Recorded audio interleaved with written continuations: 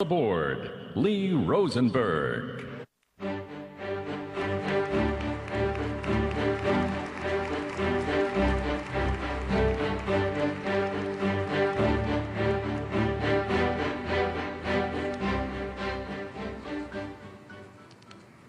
Good morning. It is my great honor to welcome back President Barack Obama to the AIPAC Policy Conference, the central address for America's pro-Israel community.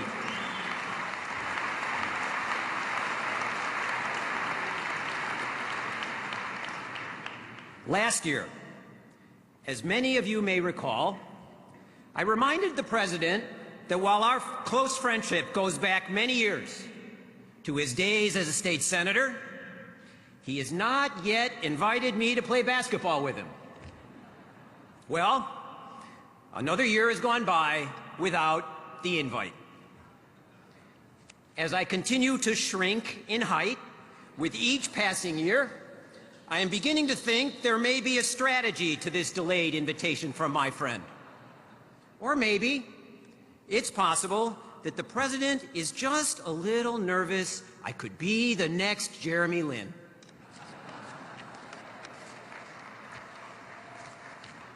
In the meantime, what a year it has been. Mr. President, in just the time since you spoke to us at last year's policy conference, you have continued to demonstrate your unshakable commitment to the unbreakable bonds between the United States and Israel.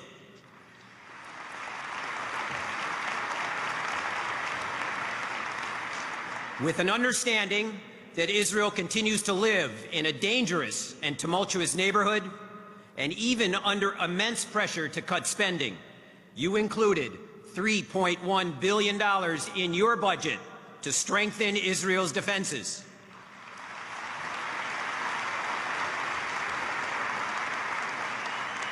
Under your direction, Mr. President, your administration has continued to expand bilateral security consultations with Israeli officials. And tomorrow, you will meet with Prime Minister Netanyahu in the White House for the 9th time during your presidency.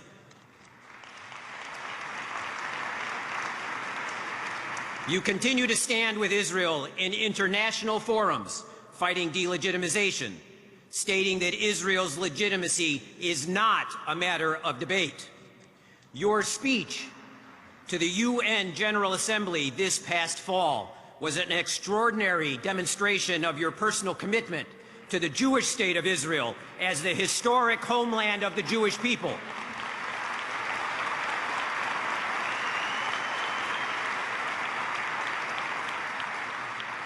In the ongoing efforts to bring a lasting peace between Israel and the Palestinians, you declared your opposition to Palestinian attempts to circumvent direct negotiations with Israel. And in an act of clarity and purpose that demonstrates that those who threaten Israel also threaten the United States, when Israel's embassy in Cairo was attacked by a mob, Mr. President, you acted decisively to help rescue the Israeli hostages.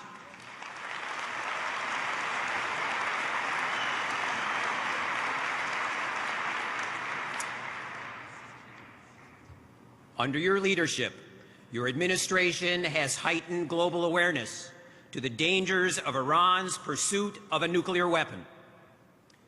The world community has rallied around you, and you have implemented tough, biting sanctions that have left the regime more isolated than ever before.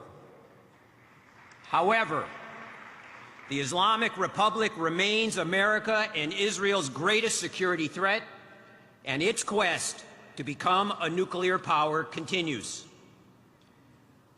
As you said from this very podium, you will do everything in your power to prevent Iran from acquiring a nuclear weapon. And indeed, Mr. President, we are counting on you.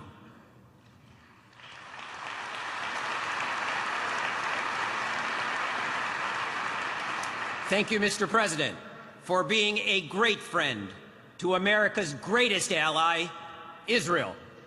Ladies and gentlemen, the President of the United States, Barack Obama.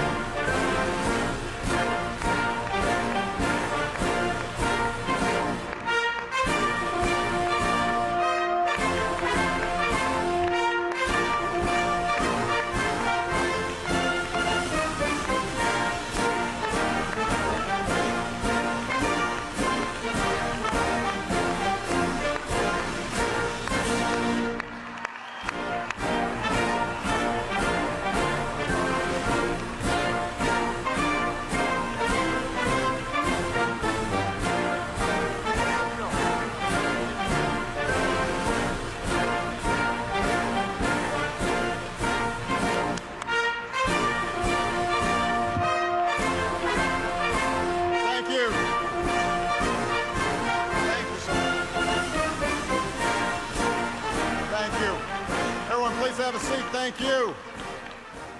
Well, good morning, everyone. Rosie, thank you for your kind words. I have never seen Rosie on the basketball court. I'll bet it would be a treat.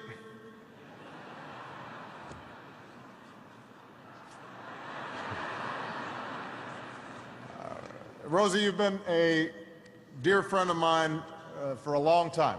And a tireless advocate for the unbreakable bonds between Israel and the United States. And as you complete your term as president, I salute your leadership and your commitment.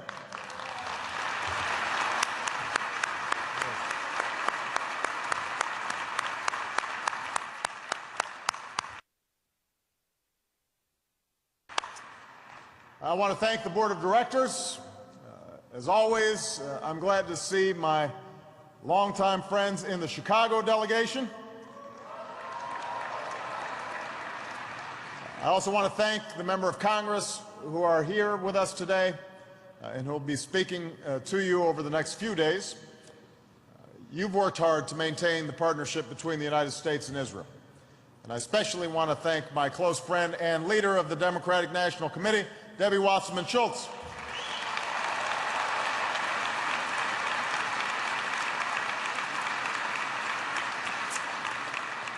I'm glad that my outstanding young ambassador to Israel, Dan Shapiro, is in the House.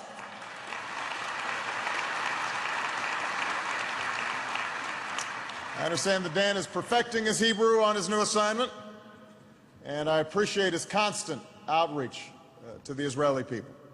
And I'm also pleased that we're joined by so many Israeli officials, including Ambassador Michael Oren.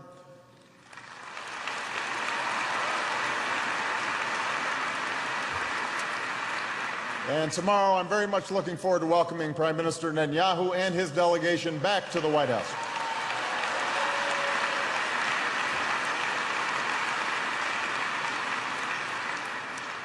Every time I come to AIPAC, I'm especially impressed to see so many young people here.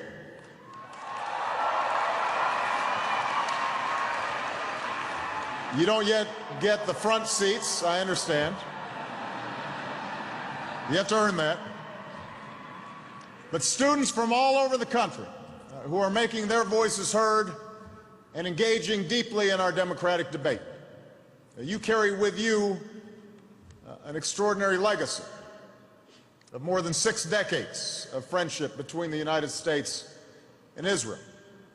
And you have the opportunity and the responsibility to make your own mark on the world.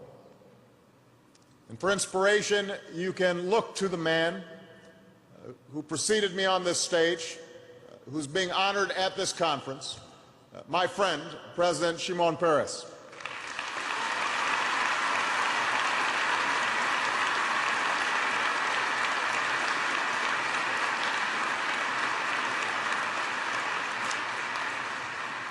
Shimon was born a world away from here, in a shtetl in what was then Poland, a few years after the end of the First World War. But his heart was always in Israel, the historic homeland of the Jewish people. And when he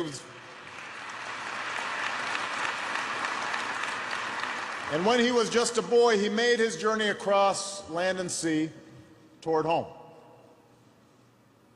In his life, he has fought for Israel's independence, and he has fought for peace and security. As a member of the Haganah and a member of the Knesset, as a minister of defense and foreign affairs, as a prime minister and as president, Shimon helped build the nation that thrives today, the Jewish state of Israel.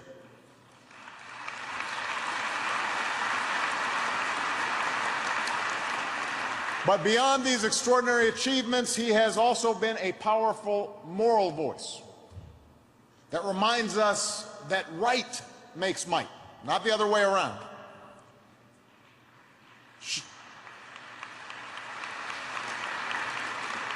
Shimon once described the story of the Jewish people by saying it proved that slings, arrows, and gas chambers can annihilate man, but cannot destroy human values, dignity, and freedom. And he has lived those values.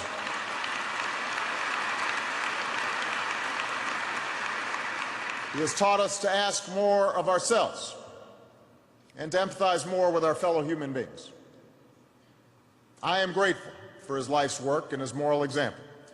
And I'm proud to announce that later this spring, I will invite Shimon Peres to the White House to present him with America's highest civilian honor, the Presidential Medal of Freedom.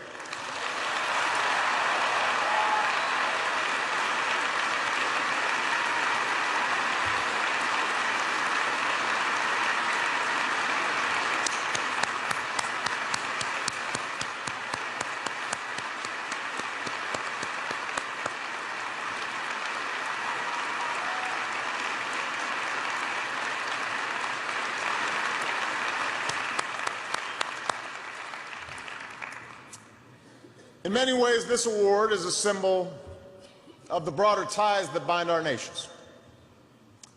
The United States and Israel share interests, but we also share those human values that Shimon spoke about. A commitment to human dignity. A belief that freedom is a right that is given to all of God's children.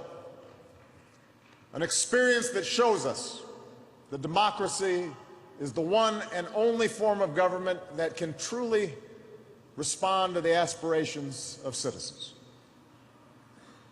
America's founding fathers understood this truth, just as Israel's founding generation did. President Truman put it well, describing his decision to formally recognize Israel only minutes after it declared independence. He said, "I had faith in Israel before it was established. I believe it has a glorious future before it, as not just another sovereign nation, but as an embodiment of the great ideals of our civilization." For over 6 decades, the American people have kept that faith. Yes, we are bound to Israel because of the interests that we share in security for our communities, prosperity for our people, the new frontiers of science that can light the world. But ultimately, it is our common ideals that provide the true foundation for our relationship. That is why America's commitment to Israel has endured under Democratic and Republican presidents and congressional leaders of both parties.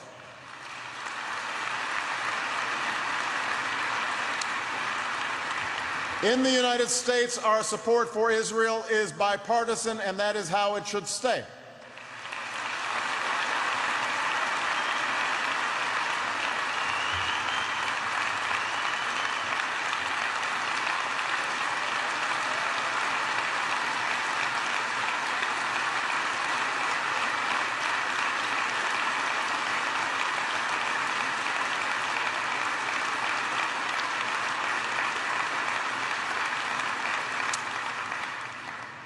AIPAC's work continually nurtures this bond. Because of AIPAC's effectiveness in carrying out its mission, you can expect that over the next several days you will hear many fine words from elected officials describing their commitment to the U.S.-Israel relationship. But as you examine my commitment, you don't just have to count on my words. You can look at my deeds. Because over the last 3 years as President of the United States, I have kept my commitments to the State of Israel. At every crucial juncture, at every fork in the road, we have been there for Israel every single time.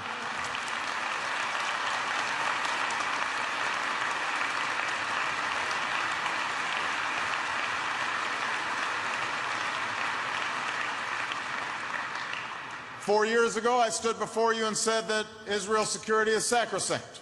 It is non-negotiable. That belief has guided my actions as president. The fact is, my administration's commitment to Israel's security has been unprecedented.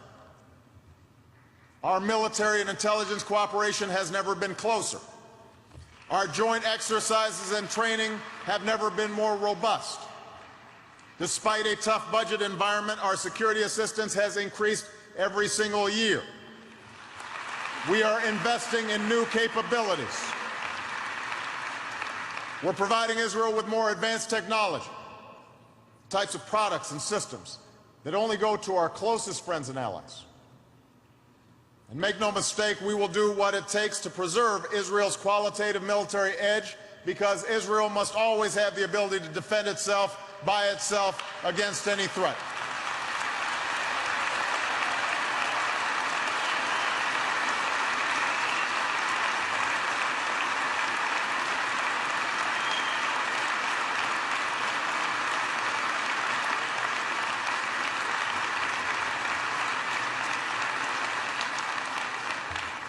This isn't just about numbers on a balance sheet. As a senator, I spoke to Israeli troops on the Lebanese border. I visited with families who've known the terror of rocket fire in Sderot. And that's why, as president, I have provided critical funding to deploy the Iron Dome system that has intercepted rockets that might have hit homes and hospitals and schools in that town and in others.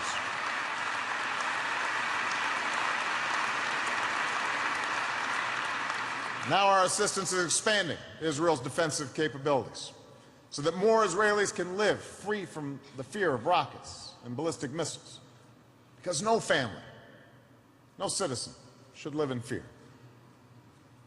And just as we've been there with our security assistance, we've been there through our diplomacy. When the Goldstone report unfairly singled out Israel for criticism, we challenged it.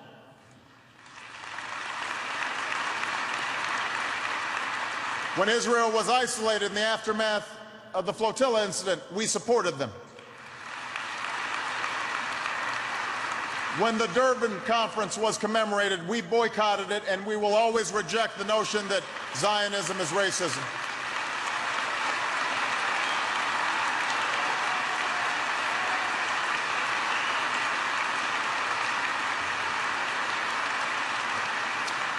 When one-sided resolutions are brought up at the Human Rights Council, we oppose them. When Israeli diplomats feared for their lives in Cairo, we intervened to save them. When there are efforts to boycott or divest from Israel, we will stand against them. And whenever an effort is made to delegitimize the State of Israel, my administration has opposed them.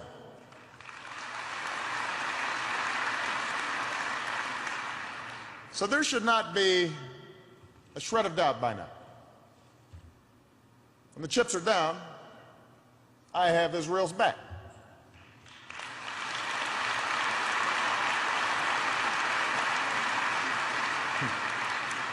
Which is why, if during this political season you hear some questions regarding my administration's support for Israel, remember that it's not backed up by the facts. And remember that the U.S.-Israel relationship is simply too important to be distorted by partisan politics. America's national security is too important. Israel's security is too important.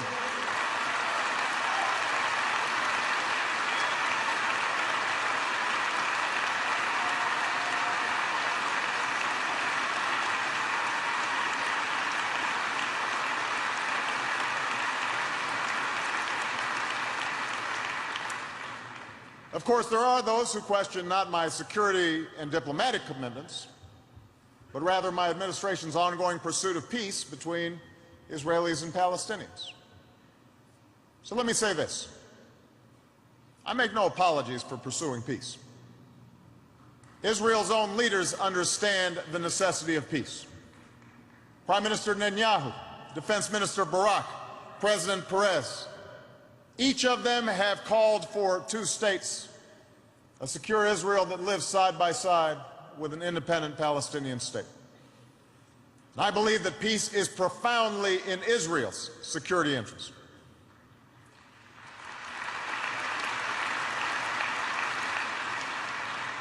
The reality that Israel faces, from shifting demographics to emerging technologies to an extremely difficult international environment, demands a resolution of this issue.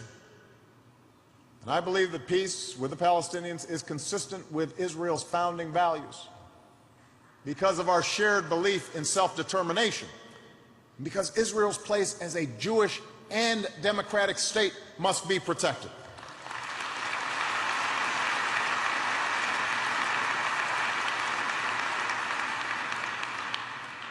Of course, peace is hard to achieve. There's a reason why it's remained elusive for 6 decades. The upheaval and uncertainty in Israel's neighborhood makes it that much harder, from the horrific violence raging in Syria to the transition in Egypt. And the division within the Palestinian leadership makes it harder still, most notably with Hamas's continued rejection of Israel's very right to exist. But as hard as it may be, we should not and cannot give in to cynicism or despair.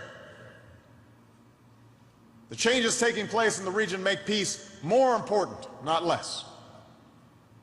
And I've made it clear that there will be no lasting peace unless Israel's security concerns are met.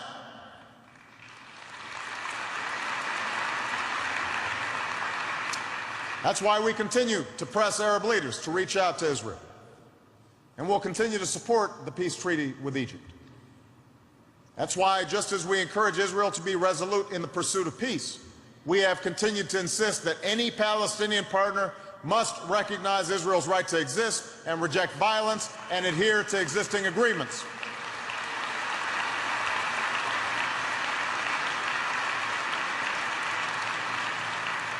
And that is why my administration has consistently rejected any efforts to shortcut negotiations or impose an agreement on the parties. As Rosie noted, last year I stood before you and pledged that the United States will stand up against efforts to single Israel out at the United Nations. As you know, that pledge has been kept.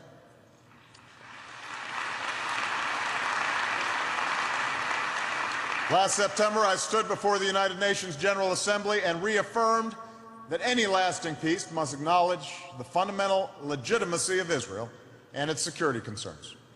I said that America's commitment to Israel's security is unshakable. Our friendship with Israel is enduring, and that Israel must be recognized. No American president has made such a clear statement about our support for Israel at the United Nations at such a difficult time. People usually give those speeches before audiences like this one, not before the General Assembly.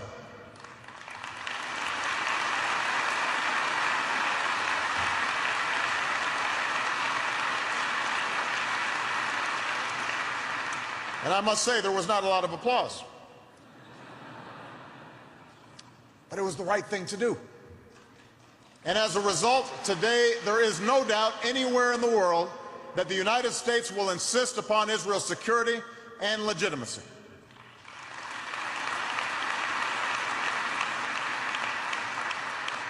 That will be true as we continue our efforts to pursue in the pursuit of peace, and that will be true when it comes to the issue that is such a focus for all of us today: Iran's nuclear program, a threat that has the potential to bring together the worst rhetoric about Israel's destruction with the world's most dangerous weapons.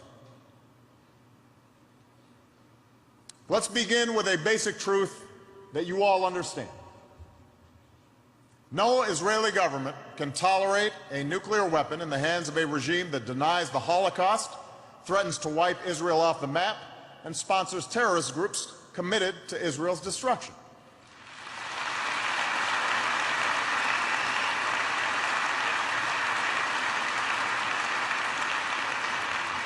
And so I understand the profound historical obligation that weighs on the shoulders of Bibi Netanyahu and Ehud Barak and all of Israel's leaders. A nuclear-armed Iran is completely counter to Israel's security interests, but it is also counter to the national security interests of the United States.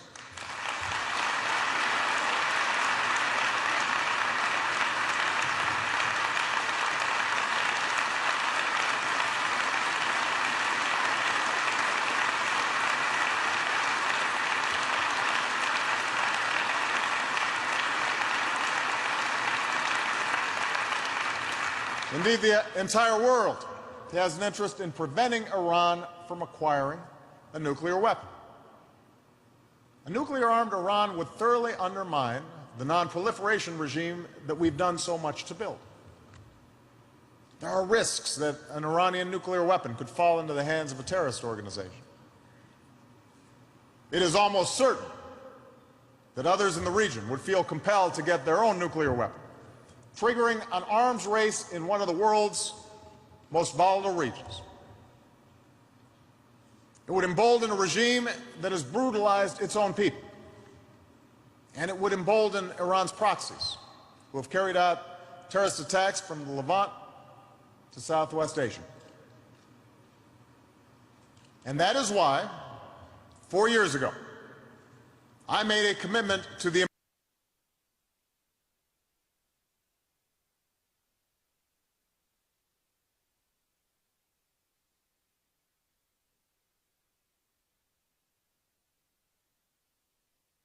American people and said that we would use all elements of American power to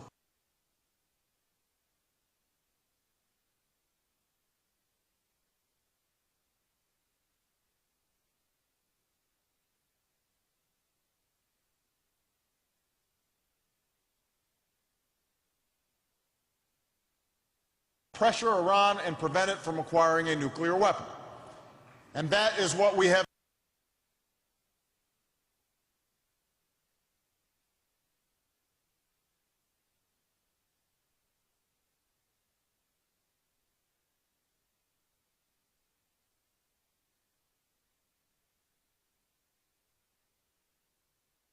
done.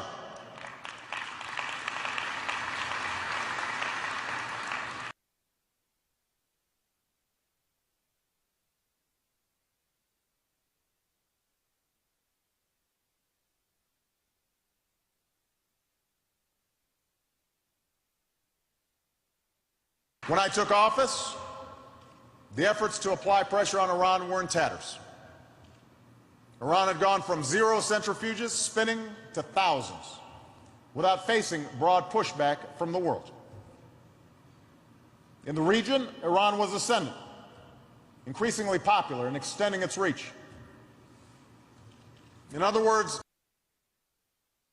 the Iranian leadership was united and on the move, and the international community was divided about how to go forward.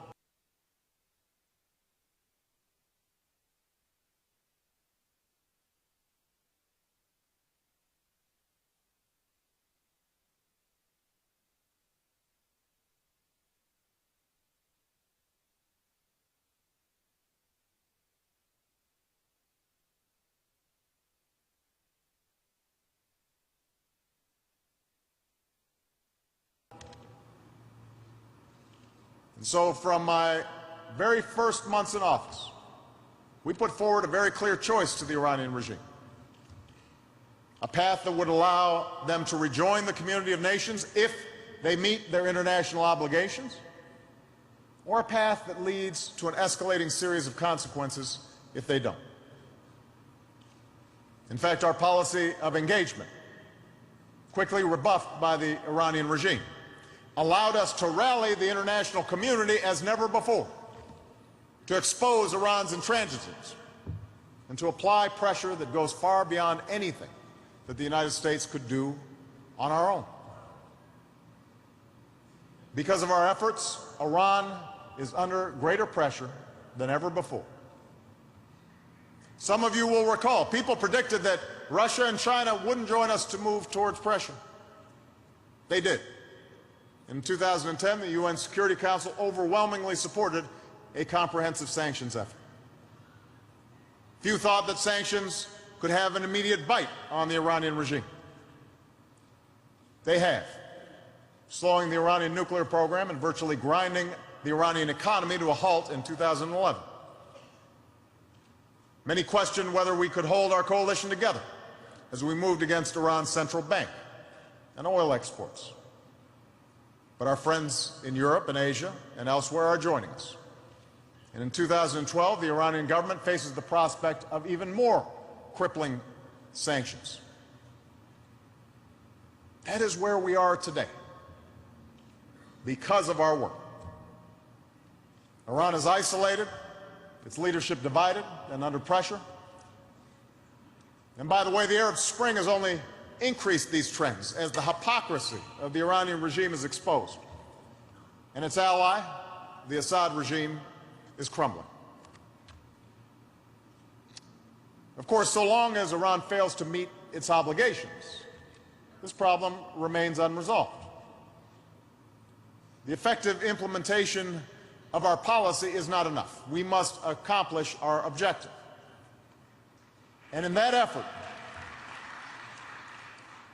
I firmly believe that an opportunity still remains for diplomacy, backed by pressure, to succeed.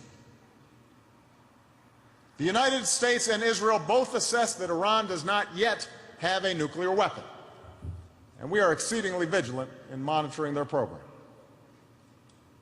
Now the international community has a responsibility to use the time and space that exists. Sanctions are continuing to increase.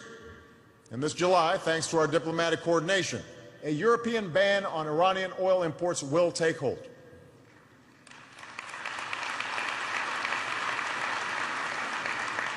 Faced with these increasingly dire consequences, Iran's leaders still have the opportunity to make the right decision.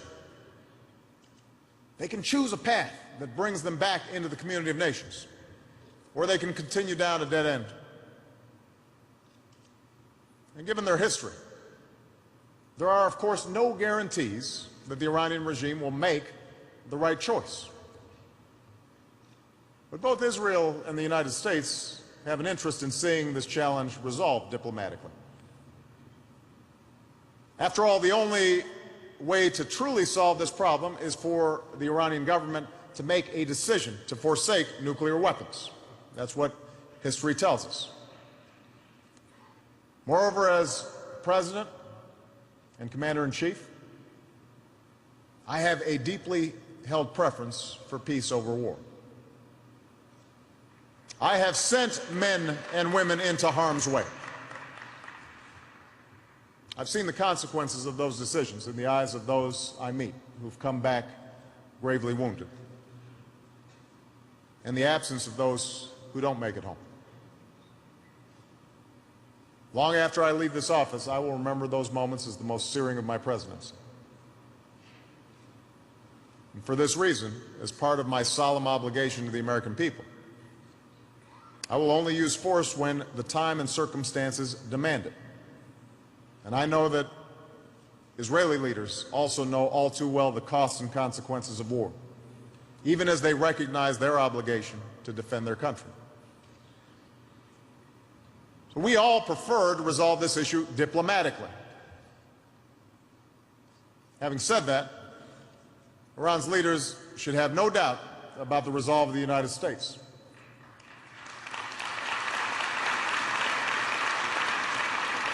Just as they should not doubt Israel's sovereign right to make its own decisions about what is required to meet its security needs.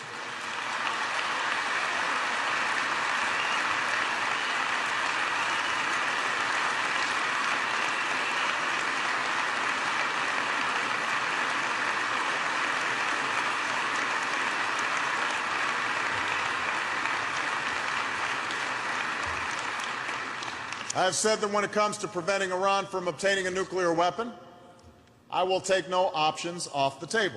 And I mean what I say.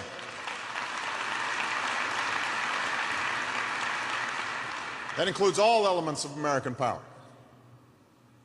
A political effort aimed at isolating Iran, a diplomatic effort to sustain our coalition and ensure that the Iranian program is monitored, an economic effort that imposes crippling sanctions, and yes, a military effort to be prepared for any contingency.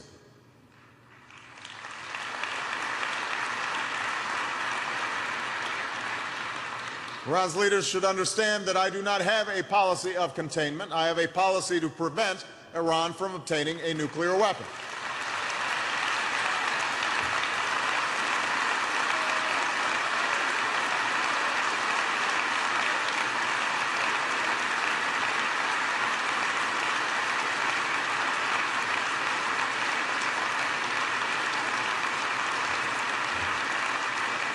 And as I have made clear time and again during the course of my presidency, I will not hesitate to use force when it is necessary to defend the United States and its interests.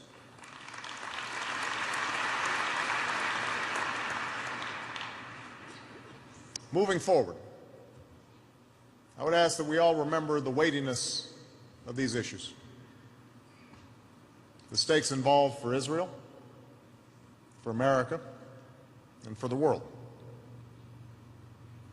Already there is too much loose talk of war.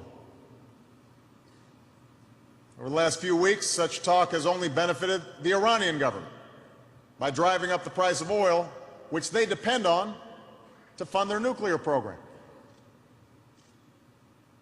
For the sake of Israel's security, America's security, and the peace and security of the world, now is not the time for bluster.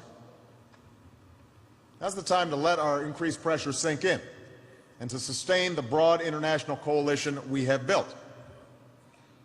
Now's the time to heed the timeless advice from Teddy Roosevelt. Speak softly. Carry a big stick.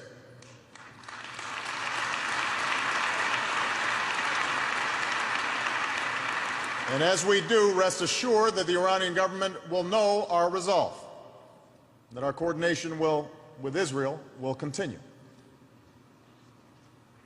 Now, these are challenging times. But we've been through challenging times before. And the United States and Israel have come through them together. Because of our cooperation, citizens in both our countries have benefited from the bonds that bring us together. I'm proud to be one of those people. In the past, I've shared in this forum just why those bonds are so personal for me. The stories of a great uncle who helped liberate Buchenwald, to my memories of returning there with Elie Wiesel. From sharing books with President Perez, to sharing seders with my young staff, and a tradition that started on the campaign trail and continues in the White House.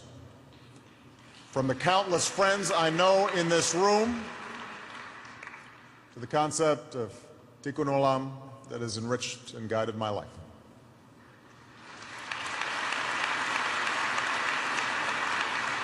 As Harry Truman understood, Israel's story is one of hope. We may not agree on every single issue.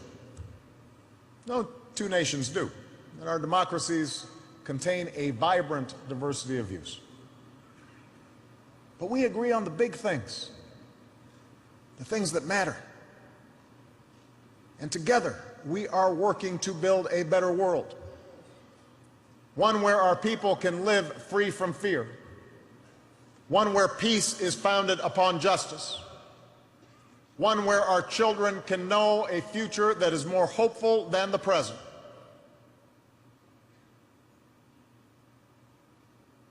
There is no shortage of speeches on the friendship between the United States and Israel. But I'm also mindful of the proverb, a man is judged by his deeds, not his words. So if you want to know where my heart lies, look no further than what I have done, to stand up for Israel, to secure both of our countries, and to see that the rough waters of our time lead to a peaceful and prosperous shore. Thank you very much, everybody. God bless you. God bless the people of Israel. God bless the United States of America.